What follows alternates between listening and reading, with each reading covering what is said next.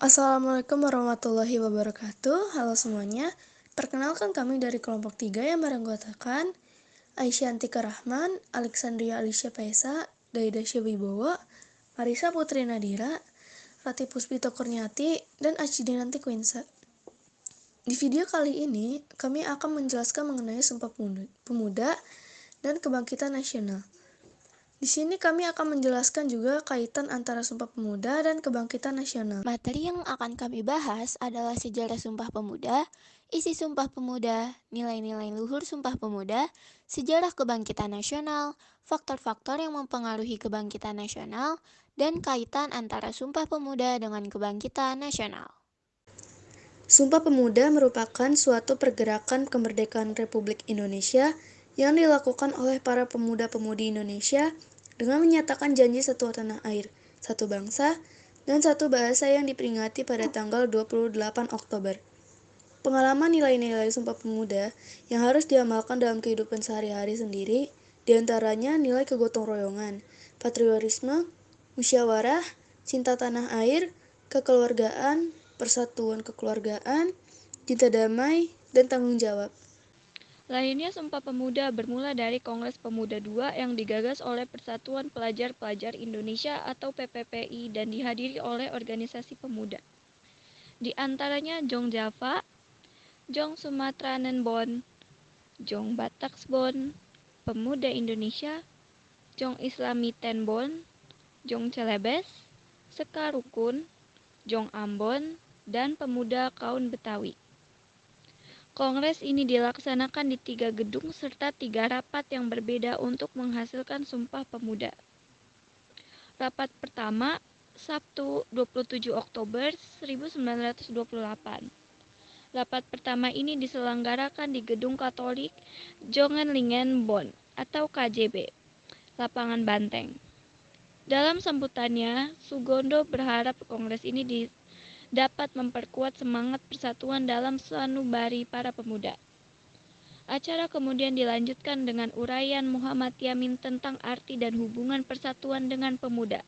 Menurutnya, ada 5 faktor yang akan memperkuat persatuan Indonesia, di antaranya sejarah, bahasa, hukum adat, pendidikan, dan kemauan. Rapat kedua, Minggu 28 Oktober 1928. Rapat kedua diselenggarakan di Gedung US Java Bioskop dengan bahasan utama seputar pendidikan. Kedua pembicaranya adalah Purnomo Wulan dan Sarmidi Mangun Sarkoro yang sependapat bahwa setiap anak harus mendapat pendidikan kebangsaan. Selain itu, setiap anak juga harus dididik secara demokratis dan ada keseimbangan antara pendidikan di sekolah dengan di rumah. Rapat ketiga, Minggu 28 Oktober 1928.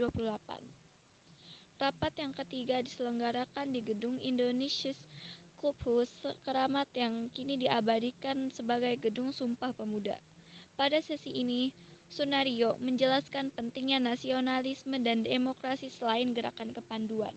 Isi dari Sumpah Pemuda sendiri adalah: pertama, kami putra dan putri Indonesia mengaku bertumpah darah yang satu, tanah Indonesia.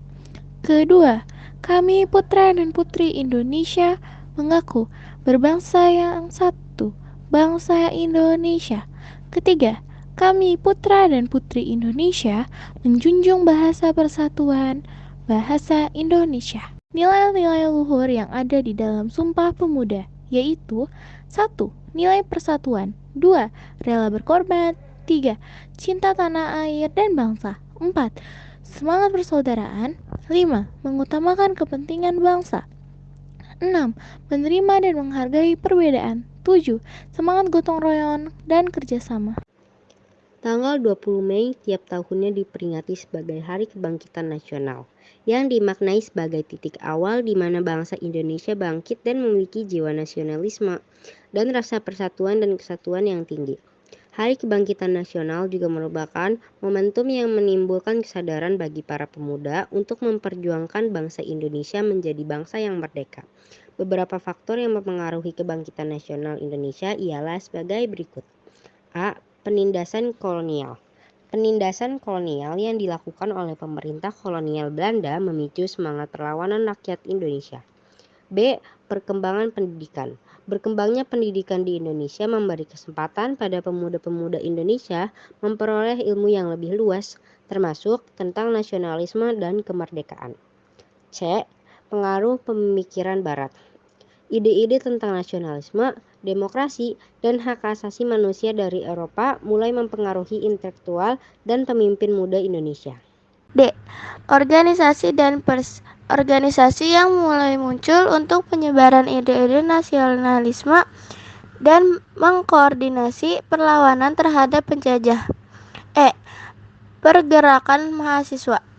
Mahasiswa menjadi motor utama yang bergerak pertama kali mendirikan organisasi-organisasi.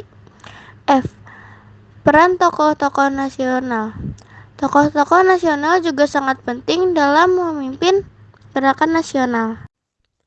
Adapun peristiwa penting dalam sejarah kebangkitan nasional Indonesia, antara lain Konferensi Budi Tomo 1908, Gerakan Budi Utomo Sarekat Islam 1912, Sumpah Pemuda 1928, Pergerakan 1920-an dan 1930-an.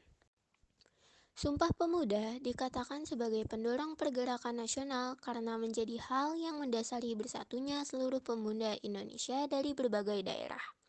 Persatuan para pemuda tersebut secara tidak langsung menjadi titik tolak kebangkitan nasional bangsa Indonesia. Sumpah Pemuda mendorong terbentuknya solidaritas di antara para pemuda Indonesia untuk mencapai kemerdekaan dan mengembangkan kecintaan terhadap tanah air. Pemuda dianggap sebagai pilar masa depan bangsa yang memiliki semangat dan dedikasi tinggi untuk membebaskan Indonesia dari penjajah. Selain sebagai pendorong, Sumpah Pemuda juga menginspirasi generasi selanjutnya untuk mempertahankan dan memajukan bangsa. Sumpah Pemuda memiliki hubungan erat dengan kebangkitan nasional Indonesia karena menjadi simbol persatuan dan semangat nasionalisme yang memperkuat gerakan kemerdekaan. Seiring dengan perkembangan gerakan nasionalis, semangat persatuan yang diwujudkan melalui Sumpah Pemuda terus menginspirasi para pejuang kemerdekaan dalam berbagai aksi gerakan politik. Akhirnya, pada tahun 1945, Indonesia berhasil memproklamasikan kemerdekaannya. Sekian dari kami, mohon maaf apabila ada kekurangan dalam materinya. Terima kasih. Wassalamualaikum warahmatullahi wabarakatuh.